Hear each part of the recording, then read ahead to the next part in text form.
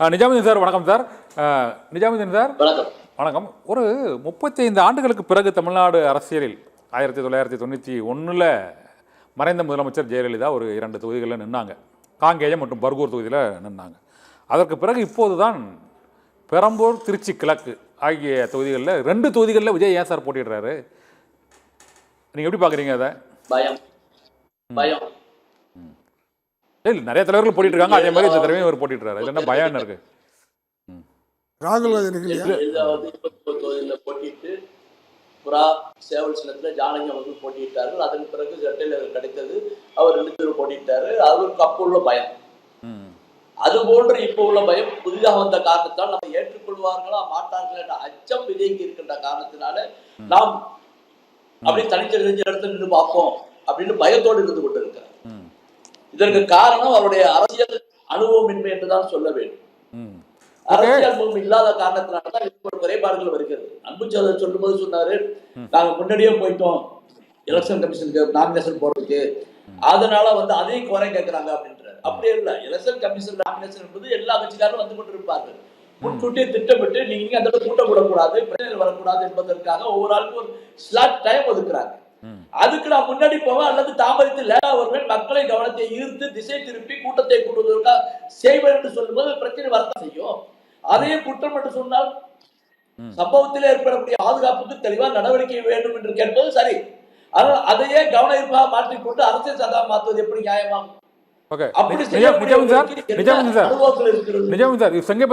முக்கியமான ஒரு பாயிண்ட் என்னன்னா, அவர் பல முறை அதை வலியுறுத்தி சொல்றாரு. 18 வயசுல இருந்து 40 வயது வரை ஒரு 2 கோடிக்கும் மேற்பட்ட வாக்காளர்கள் இந்த முறை முதல் தலைமுறை வாக்காளர்கள் இதுவரை வாக்களிப்பதற்கோ அல்லது தேர்தலில் பங்கேற்கவோ அரசியலில் ஈடுபடவோ இல்லாத ஒரு புதிய ஆர்வமான தலைமுறை விஜயின் பின்னால ஆர்ப்பரித்து அந்த கூட்டமாக போறாங்க.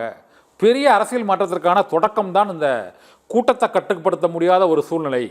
மறைந்த முதலமைச்சர் எம்ஜிஆர் காலத்துக்கு பிறகு இப்போது விஜய்க்கு தான் அந்த தன்னெழுச்சியான ஒரு பெரிய பொதுமக்கள் கூட்டம், கட்சி கூட்டம் இல்லை, இது பொதுமக்கள் கூட்டம் பல தரப்புல இருக்குது அப்படின்னு செங்கை பத்மநாபன் சொல்றாரு. நீங்க பல தேர்தல்களில் பார்த்துருக்கிறீங்க, முன்னாள் சட்டமன்ற உறுப்பினர், பல கட்சி தலைவர்களோட மீட்டிங்கில் பார்த்துருப்பீங்க. உண்மையிலே விஜய்க்கு தன்னெழுச்சியான இந்த கூட்டமாக முதல் தலைமுறையில் ஒரு வாக்காளர்களை உருவாக்கி தேர்தலில் ஒரு பெரிய புரட்சி மாற்றத்தை ஏற்படுத்துவதற்கு விஜய் பின்னால் மக்கள் திரண்டு போறாங்களா? நீங்க எப்படி ஃபீல் பண்றீங்க சார்?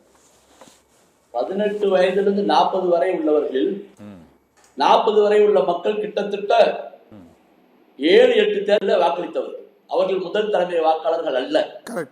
18 20 வரை உள்ளவர்கள் தான் முதல் தலைமுறை வாக்காளர். ஒரு புதிய வாக்காளர்கள் ஒரு 5 ஆண்டுக்கு ஒரு முறை 2 முறை வாக்களிக்கிறோம், 3 முறை வாக்களிக்கிறோம். பஞ்சாயத்து தேர்தல், மத்திய ஒன்றிய அரசுடைய தேர்தல், மாநில தேர்தல் என்று 3 முறை. 40 வயசு கணக்கு கிடையாது, விஜய் கிடையாது. நீங்க சொன்ன புள்ளிவிவரம் தப்பு. என்னன்னா 12 கோடி 12 லட்சம் பேர் தான் புதிய வாக்காளர். ஆமா, அது உண்மைதான். 12 லட்சம் பேர் தான் புதிய வாக்காளர். 12 லட்சம் ஓட்டு தான் சார். சரி, 12 லட்சம் 8 லட்சம் ஓட்டு தான் இருக்கு விஜய்க்கு.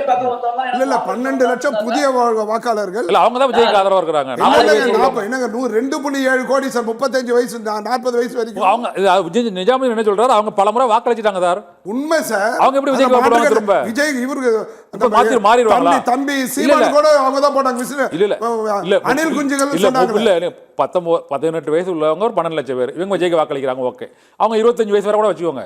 35-40 வயசு அவங்க ஏற்கனவே பல முறை தேர்தலில் திமுக அதிமுகவுக்கு வாக்களிச்சிருக்காங்க, கமலஹாசனுக்கு வாக்களிச்சிருக்காங்க, சீமானுக்கு வாக்களிச்சிருக்காங்க, விஜயகாந்துக்கு வாக்களிச்சிருக்காங்க. இவங்க எப்படி திடீர்னு வருவாங்க? விஜய்க்கு வாக்களிச்சிருக்காங்க, விஜயகாந்துக்கு போட்டிருக்காங்க, விஜய் போடுவாங்க. என்ன உத்தரவாதம்? கடந்த காலத்துல 12 லட்சம் 2 கோடி கிடையாது. இல்ல 2.7 கோடி கூகுள்ல போடுங்க சார்.